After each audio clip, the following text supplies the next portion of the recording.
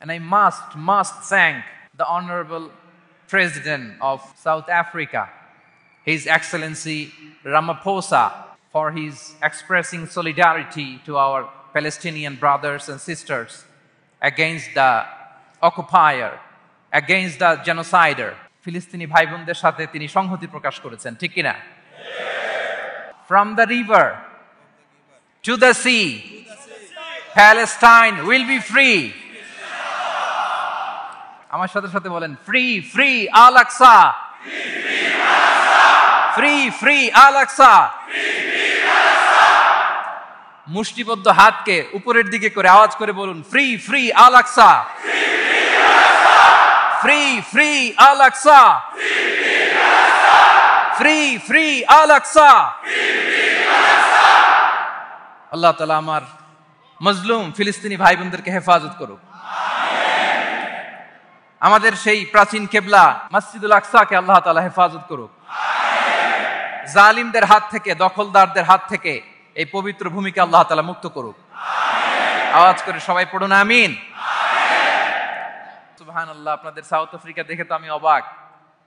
প্রাকৃতিক সৌন্দর্যের লীলাভূমি, পুরো দক্ষিণ আফ্রিকাটাই যেন একটা সাফারি পার্ক। আলহামদুলিল্লাহ, চমৎকার দেশ, চমৎকার, অসাধারণ। এই 3-4 দিনের অভিজ্ঞতা আমি যেটা দেখলাম, একটা চমৎকার ভূখণ্ডে আল্লাহ তাআলা আপনাদেরকে কবুল করেছেন। আমি জানতে পেরেছি যে এখানকার অধিকাংশ ভাইয়েরা ব্যবসায়ী। আলহামদুলিল্লাহ।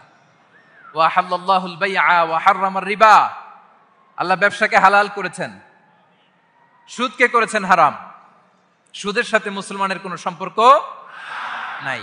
সুদকে না বলুন, ব্যবসা করুন। ব্যবসায় বারাকা, ব্যবসায় বারাকা। রিজিকের 10 ভাগের 9 ভাগ আল্লাহ তাআলা ব্যবসার ভেতরে ঢুকিয়ে দিয়েছেন।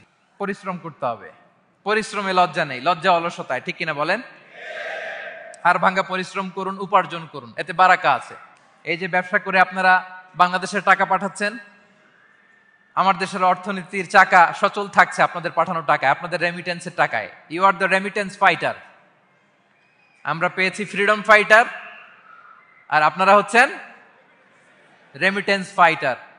লিগ্যাল চ্যানেলে এই টাকাগুলো পাঠাবেন ইনশাল্লাহ, বলেন, যাতে করে আমাদের প্রিয় মাতৃভূমি বাংলাদেশের অর্থনীতি আরো চাঙ্গা থাকে। এত ঝড় ঝাপটার পরেও আমাদের বাংলাদেশের অর্থনীতি কিন্তু নিচে নামে নাই। এর কারণ আপনারা ভালো থাকলে ভালো থাকবে বাংলাদেশ। আলহামদুলিল্লাহ পড়েন। আর হালাল মেনটেন করতে হবে ব্যবসায়। হারামের সাথে আমাদের কোনো সম্পর্ক, হারামকে আমরা না বলে দিব। আজকের এই নিজামিয়া কমপ্লেক্স থেকে আমরা হারামকে না বলবো। আওয়াজ করে বলেন নো। হারামের সাথে আমাদের কোনো সম্পর্ক নাই।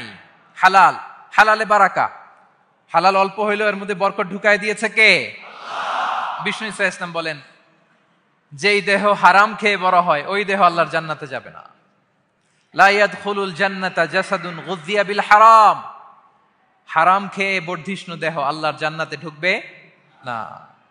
মক্কাতুল মুকাররমাতে এক লোক কাবা তাওয়াফ করতেছে আর ইয়া রব, ইয়া রব বলে আল্লাহর কাছে দোয়া করতেছে।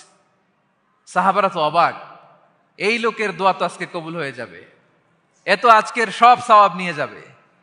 বিষ্ণু ইসা ইসলাম বললেন, ওয়া মাতআমুহু হারাম। তার ইয়া রব, ইয়া রব আর চোখের পানি দেখে তোমরা অবাক হয়েছো, কিন্তু ও যা খায় এটা হারাম খায়। ওয়া মাশরাবুহু হারাম, যা পান করে হারাম। মালবাসুহু হারাম, ওর গায়ের জামাটা হারাম। ওয়া গুযিয়া বিল হারাম, খাবার দাবার সবই হারাম। ফাআন্না ইউস্তাজাবু লাহ, তার দোয়া কেমন করে কবুল হবে?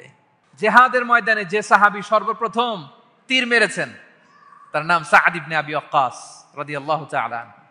তিনি বিশ্বনবীকে বললেন, ইয়া রাসূলুল্লাহ উদউল্লাহ আইয়াজআলানি মুস্তাজাবাদ দাওয়া। হে নবী, আপনি আমার জন্য দোয়া করেন আল্লাহ যেন আমাকে মুস্তাজাবুদ দাওয়া বানায়। মুস্তাজাবুদ দাওয়া মানে এমন ব্যক্তি যে ব্যক্তি দোয়া করতে দেরি কিন্তু সে দোয়া কবুল হতে দেরি হয়। বিশ্বনবী বললেন, ইয়া সাআদ, তোমার মুস্তাজাবুদ দাওয়া হওয়ার বড় শখ। আতিব মাতআমাক, যেটা খাবা হালাল খেও।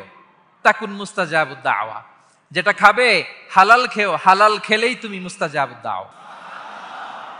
Your food should be halal, your drinks should be halal, your fashion should be halal, your entertainment should be halal. আপনার সব হালাল হইতে হবে। আল্লাহ তৌফিক দান করুক, পড়েন আমিন।